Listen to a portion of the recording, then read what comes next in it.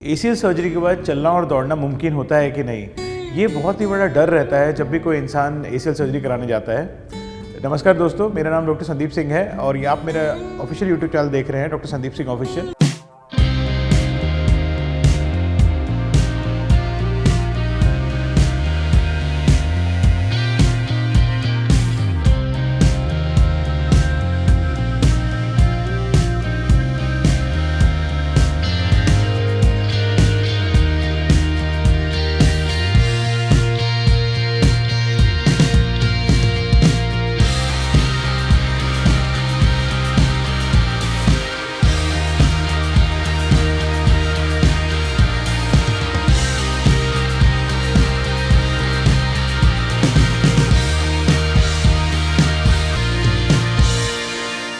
दोस्तों, अगर आप हमारी वीडियोस देखते हैं तो आपने पहले भी देखा होगा कि जो एसीएल होता है वो हमारे घुटने के अंदर एक लिगामेंट होता है जो हमारे घुटने की ऊपर और नीचे की हड्डी को पकड़ के रखता है।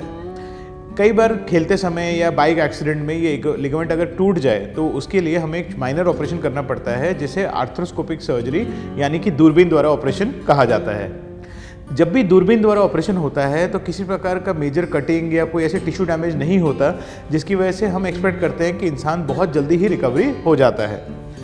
हम देखते हैं कि जो एसीएल वाले पेशेंट होते हैं वो जनरली 18 से 30 साल के बीच के लड़के हैं या लड़कियां होती हैं, तो बहुत यंग होते हैं, तो उनके मन में बहुत डर होता है कि हम चल पाएंगे कि नहीं, दौड़ पाएंगे कि नहीं या खेल पाएंगे कि नहीं।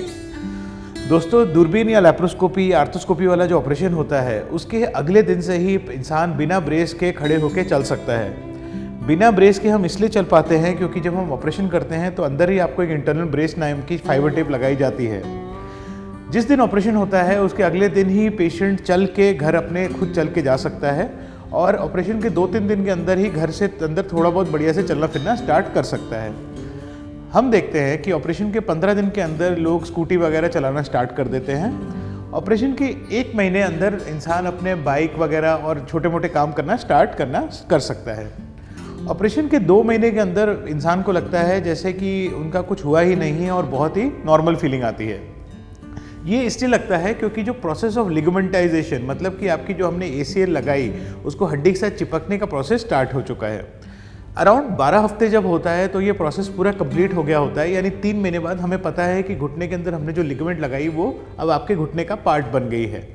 और उसके बाद हम धीरे धीरे पेशेंट को दौड़ाना और फुल स्पीड चलना भी अलाउ कर देते हैं। हम जब एसीएल का रिहैबिलिटेशन करते हैं तो DeWalt टेक्नोलॉजी या ऐसी टेक्नोलॉजी यूज़ करते हैं जिससे हम ऑब्जेक्टिवली क्वांटिफाई कर सके कि पेशेंट का असेसमेंट कैसे हो रहा है। ऐसे अपनी आंखों के ऊपर नहीं छोड़ते हैं उसे।